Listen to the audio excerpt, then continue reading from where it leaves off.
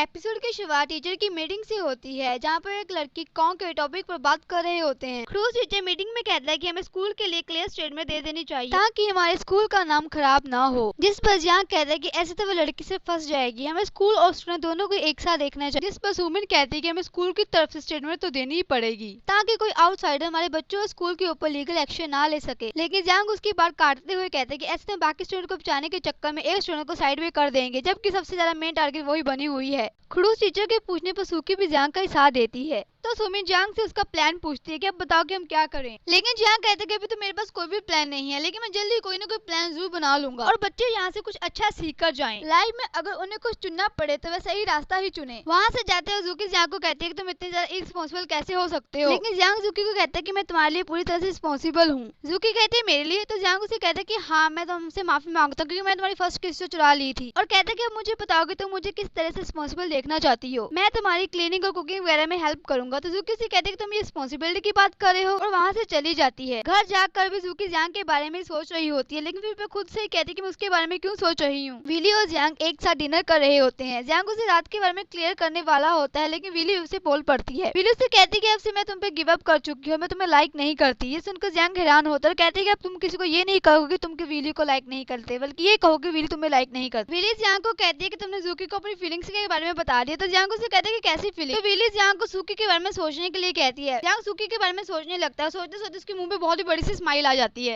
Willie कहती है कि देखा उसके बारे में सोचकर तुम्हारे मुंह पे स्माइल आ गई, इसका मतलब है कि तुम उसे लाइक करते हो। लेकिन विली की ये बात सुनकर जियांग वहाँ से चला जाता है। चैन अपना कुछ काम कर रहा होता है। सूकी उसके पास आकर पूछे कि तुम ये क्या कर रहे हो। चैन उसे कहते हैं कि मैं टीचिंग के लिए कुछ नए मेथड्स बना रहा हूँ, और कहते हैं कि जियांग की वजह से मेरी क्लासेस बहुत ही ज्यादा अच्छी जा रही है, जियांग बहुत ही ज्यादा अच्छा टीचर है। जियांग की तारीफ सुनकर जूकी मन ही मन बहुत ही ज्यादा खुश होती है, और इधर सुमिन कैट की वीडियो देखकर खुश हो रही होती है क्योंकि असली कैट से एलर्जी है, इसलिए मैंने हाथ तो लगा नहीं सकती। तो वह वीडियो देखकर ही खुश हो रही होती है और फिर फोन में टाइम देकर जॉगिंग करने के लिए चली जाती है। वहाँ वह लिन को कहीं जाते हुए देखती है। लिन उस लड़की को कुछ पेपर देता है जिसने स्कूल में आकर कॉन्ग को परेशान किया था। लिन उसे कहता है कि इसमें वह सारे चीटिंग के पेपर है जो कि तुम्हें उस कंपनी से अच्छे पैसे लेने में हेल्प करेंगे, लेकिन इसके बदले तुम्हें उस स्टूडेंट से माफी मांगनी होगी, जिससे वह लड़की भी सहमत हो जाती है, वहाँ से चली जाती है। लिन फोन पर जियांग को बताता है कि काम हो गया, लेकिन जब वह पीछे मुड़ता है तो वहाँ पर सुमिन खड़ी होती है। सुकी बैठकर कुछ पढ़ रही होती है, लेकिन तभी वहाँ पर जियांग आता है, जिसे देखकर उसे भाग उसे दिखाने के लिए जाते हैं। उसे दिखाते है कि देखो उस लड़की ने हमारे स्टूडेंट कॉन्ग से माफी मांग ली है। तो जियांग उसे कहता है कि मैंने तुम्हें कहा था ना कि मैं जिस चीज की रिस्पॉन्सिबिलिटी लेता हूँ उसे कर ही दिखाता हूँ। लेकिन सुकी जियांग की बातों को इग्नोर मारकर वहाँ से चली जाती है, कहती है कि अब मैं अच्छे से अपना टेस्ट प्रिपेयर कर पाऊंगी। लेकिन वापस आकर जियांग को कहती है कि अब तुम्हें मेरी कोई रिस्पॉन्सिबिलिटी लेने की जरूरत नहीं है, मैं मान गई कि तुम एक रिस्पॉन्सिबल मैन हो। और इतना कहकर वह सुकी यहाँ से चली जाती है। सुमिन को घर छोड़ते टाइम लिन उससे पूछता है कि तुम मुझसे गुस्सा हो। तो सुमिन कहती है कि ऐसा क्यों, मैं तो खुश हूँ कि तुमने उस जियांग ने इस मैटर को इतने अच्छे से हैंडल किया है। और लिन को कैट वाले चैनल के लिए थैंक्स बोलकर वहाँ से चली जाती है। इधर जियांग को तो बेचारे को सूकी के ख्याल आ रहे होते हैं और वह विली की कही हुई बातों को भी याद कर रहा होता है। दूसरी साइड मूव करने पर उसे सूकी अपने पास लेटी हुई दिखाई देती है, लेकिन वे दोनों अपने अपने कमरे में सो रहे होते हैं। स्कूल में कॉन्ग टीचर को अपना गारंटी लेटर लिख कर देती है और कहते हैं कि अब मैं स्कूल में कभी भी लाइव नहीं आऊँ, मैंने अपना अकाउंट भी डिलीट कर दिया, अब मैं न्यू अकाउंट रजिस्टर करूंगी। जिसमें सूकी उसे कहती है कि इसका मतलब तुम अब भी ये काम करोगी। सूकी उसे कहते हैं कि एक्टिंग में बहुत ही ज्यादा अच्छी हो, इसलिए तुम उस पर ध्यान दो। जियांग उसे कहता है कि अब से तुम प्रोडक्ट से अच्छे से रिसर्च करके इस पर वीडियो बनाना, तुमने इतने से टाइम में इतने ज्यादा फॉलोवर बना लिए, तुम एक अच्छी लीडर हो। लाइफ में अपॉर्चुनिटी कभी मिस मत करना और हमेशा वही करना जो तुम्हारा मन करे। जिस कारण कॉन्ग बहुत ही ज्यादा खुश होकर दोनों टीचर को थैंक यू बोलकर वहाँ से चली जाती है। फिर जियांग के पास एक स्टूडेंट आकर जियांग को अपने साथ वहाँ से ले जाता है। वो जियांग को एक म्यूजिक सुनाता है, जिस पर जियांग उसे कहता है कि कोई रॉक म्यूजिक नहीं है। तो वह लड़का कहता है कि आप मेरे दिल को हाथ लगाकर देखिए, आपको फील होगा कि म्यूजिक रॉक है या फिर नहीं। जियांग सोचता है कि इसको अब दिखाना ही पड़ेगा कि असली रॉक म्यूजिक क्या होता है। तो वह लड़का कहता है कि आज का रॉक म्यूजिक बदल गया। तो जियांग उसे कहता है कोई नहीं, शाम को मिलते हैं। फिर जियांग सूकी को टीचर वू के साथ देखता है, जिसे देखकर वह कहता है कहीं ऐसे लाइक तो नहीं करती। और थोड़ी देर बाद जूकी को एक कोने में जाकर पूछता है कि तुम टीचर वू पर क्रश रखती हो। जूकी उसे कहते हैं कि कैसी बहकी बहकी बातें कर रहे हो। जियांग कहते हैं कि मैंने तुम दोनों को एक साथ बहुत ही बार देखा है। जिस पर सूकी गुस्सा होकर वहाँ से चली जाती, लेकिन सीढ़ी में जाते हुए तो कहती है कि मैंने टीचर वू से आने वाले एग्जाम के बारे में पूछने के लिए बात करी थी, तुम ज्यादा मत सोचो। उसके जाने के बाद जियांग सोचता है कि शायद मैं कुछ ज्यादा ही सोच रहा हूँ। फिर एक स्टूडेंट लिन को आके कहती है कि हमें जियांग के फार्मूला वाले सॉन्ग को कॉपीराइट लगा देना चाहिए ताकि उसे कोई भी हमारी मर्जी के बिना यूज ना कर सके। लिन उसे कहता है कि मैंने पहले ये सब कर दिया, तुम इस बारे में टेंशन ना लो। लिन के इतनी जल्दी काम करने की बात को सुनकर वह लड़की बहुत ही ज्यादा हैरान हो जाती है। जियांग लिन के घर पर होता है। लिन किसी के साथ फोन पर बात कर रहा होता है। फोन कट करने के बाद जियांग के पास आता है, उसे कहता है कि तुम्हें पता है कुछ रूमर तुम्हारे खिलाफ बढ़ रहे हैं।